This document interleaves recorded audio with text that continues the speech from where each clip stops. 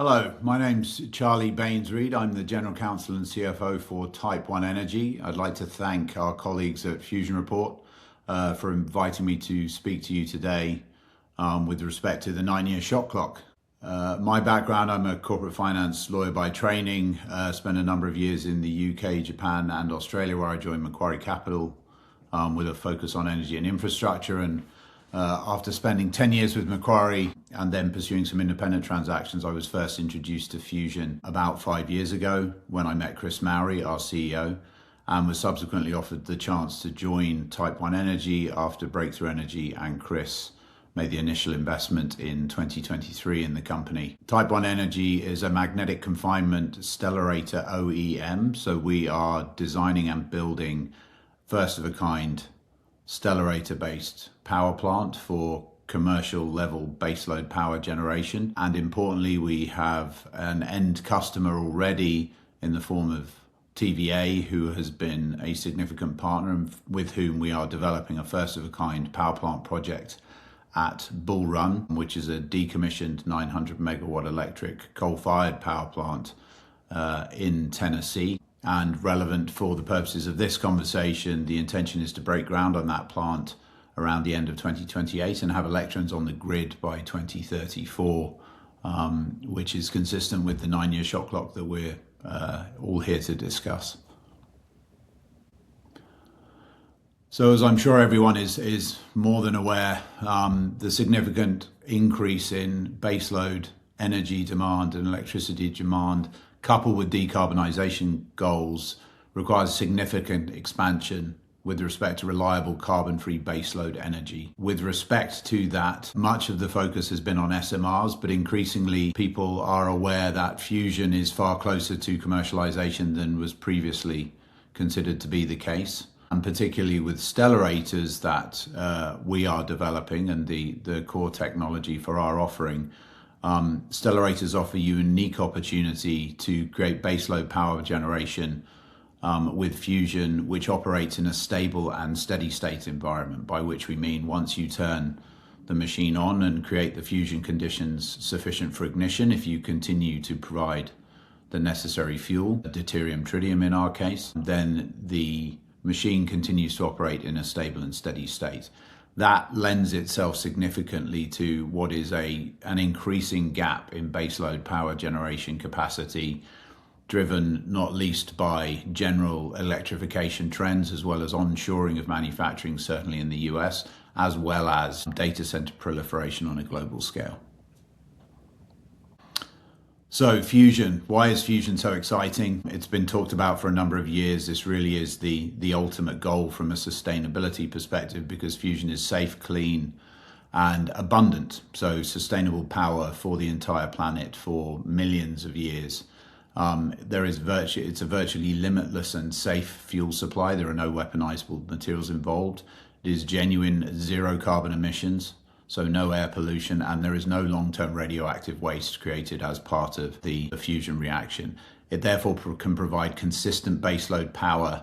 And importantly, in the last 3 years, one of the things which has encouraged investment in fusion was the codification of regulation, particularly first in the UK and more recently in the US, which gives certainty to the regulatory framework, so much so that in the US, the NRC has in fact delegated the authority to license and permit fusion power plants to a number of the signatory states. Ultimately, as a result of the nature of the technology as well as the streamlined regulatory pathway, there is a demonstrable path to competitively priced electricity, which is the ultimate goal. So we are highly confident that by nth of a kind plants, we can achieve an LCOE of $50 per megawatt hour or less, so commensurate with coal. In terms of why fusion is exciting and should be so exciting for everyone, the reality is, given the statistics with respect to total baseload demand in the next 20 or so years, all forms of power generation are going to be relevant, but increasingly fusion, as it proves itself to be commercially viable, will take an increasingly large share of that market. It has characteristics with respect to baseload capacity and zero emissions, which are highly appealing. It's extremely cost effective at nth of a kind. It's efficient both from a materials and a land use perspective. The fuel supply is abundant. There is no long-term radioactive waste, no weaponizable materials, and no risk of nuclear accident. So highly appealing from a social license perspective as well. And as demonstrated by the proposed project at Bull Run, it's also capable of repurposing existing infrastructure, which is highly appealing, particularly in an environment where coal and other fossil fuel powered plants are being taken offline. Now, in terms of the stellarator, one of the interesting things about fusion, there are multiple approaches to potential commercial fusion. One of the most well understood is magnetic confinement, and in that realm, there are two key technologies, the tokamak and the stellarator. The tokamak has been the workhorse of fusion and experiment and scientific advances for the last 50 plus years, and has been the workhorse from an R&D perspective. Now, the stellarator, a close cousin of the tokamak, is a tokamak with a twist. The important thing that achieves is it allows you to mitigate the need to pulse electricity through the plasma, and mitigates therefore the concerns with respect to instability and disruption, as well as the need for significant recirculated power in order to maintain the reaction.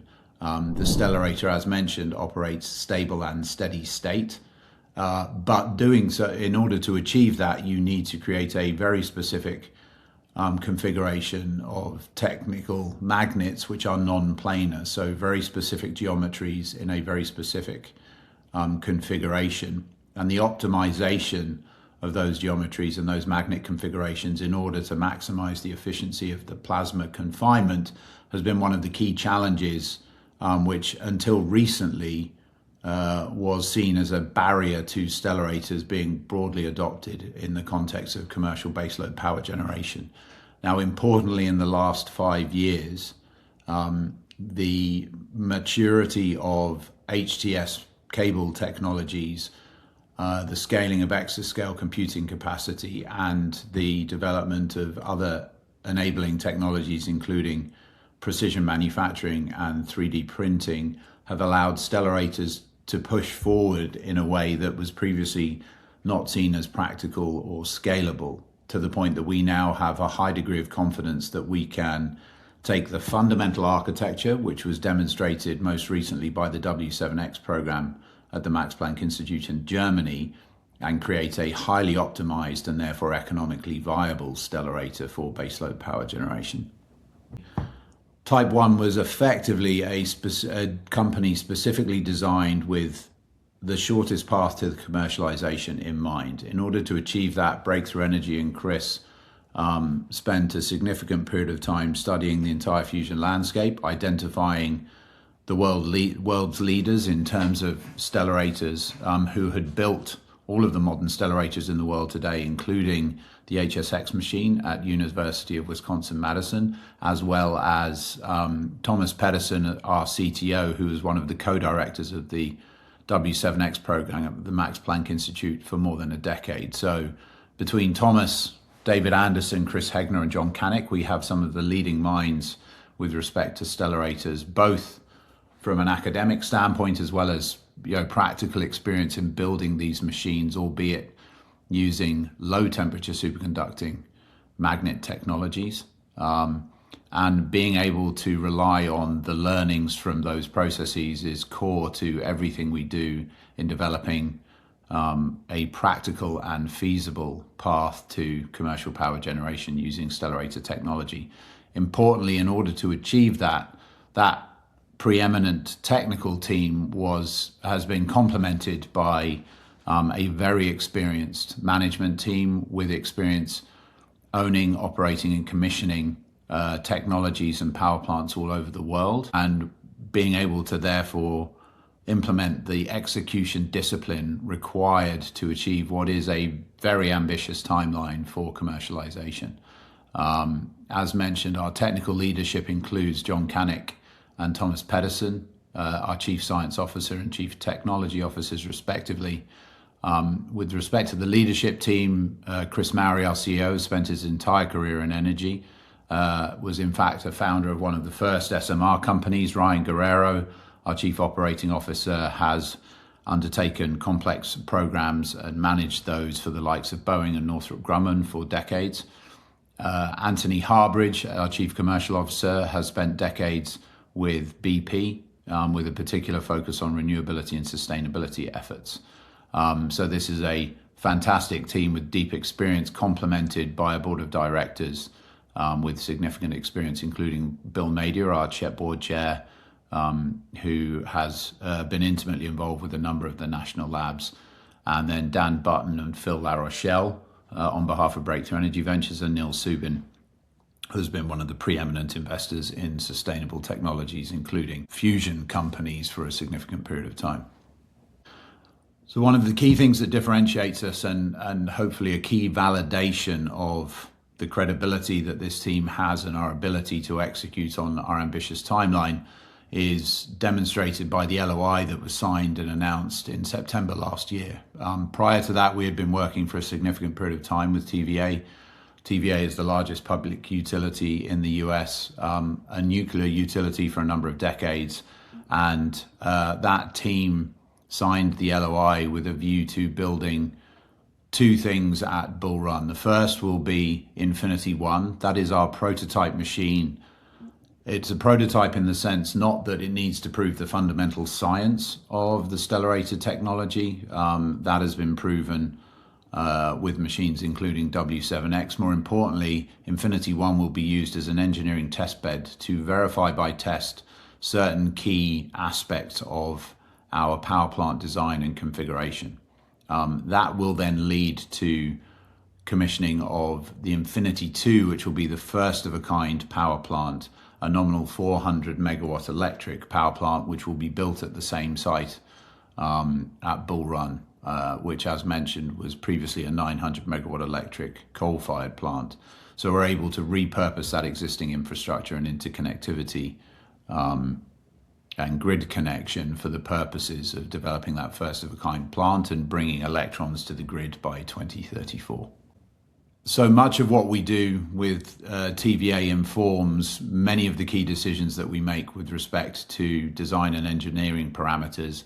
In addition, we're working very closely with a number of other partners, including AECOM and Westinghouse on the engineering and design side, all of which informs the capacity factors and parameters for our first of a kind power plant. So Infinity 2 is intended to be a minimum 400 megawatt electric power plant. And importantly, we've worked with consultants and AECOM and others to ensure that we can deliver not only a first of a kind plant that is competitive for first of a kind technologies in the power generation setting, but more importantly, we can demonstrate a very credible path to nth of a kind economics, which will be able to deliver an overnight cost and a competitive LCOE, which will be competitive with coal and combined cycle gas. One of the things that we like about the OEM model is our ability to scale. So we do not intend to own and operate. We intend to partner with the likes of TVA, who are experienced utilities and end customers, who will ultimately operate these plants on a go-forward basis. That has a number of advantages for us, including capital efficiency. But importantly as well, as we look to help to drive the maturation of the supply chain, which needs to mature in parallel with our core technologies, it's important to demonstrate to those supply chain partners that we will have a pipeline of opportunities within a relatively short period of time, which will then encourage the investment required for the supply chain to scale to our needs. In addition, we see fusion as a global opportunity, and therefore we partner with groups across the globe, including Australia and the Gulf and Europe, to not only develop the supply chains and the potential partnerships and similar projects to the Infinity 2 project with TVA.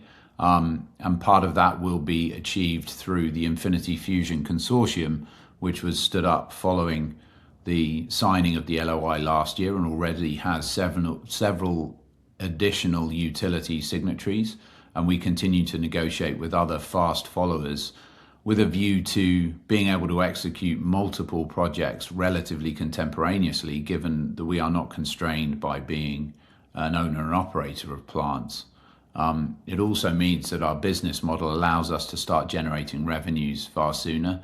We have already started generating revenues from some limited POs from TVA with respect to engineering services required to facilitate the Infinity 1 and Infinity 2 projects. But importantly, when we sign that first of a kind contract in 2028, that will be a meaningful revenue event for us. And our OEM model will allow us to sell that technology and license it to our end customers, and then provide an annuity revenue stream through support, engineering, and maintenance services for the life of the plants.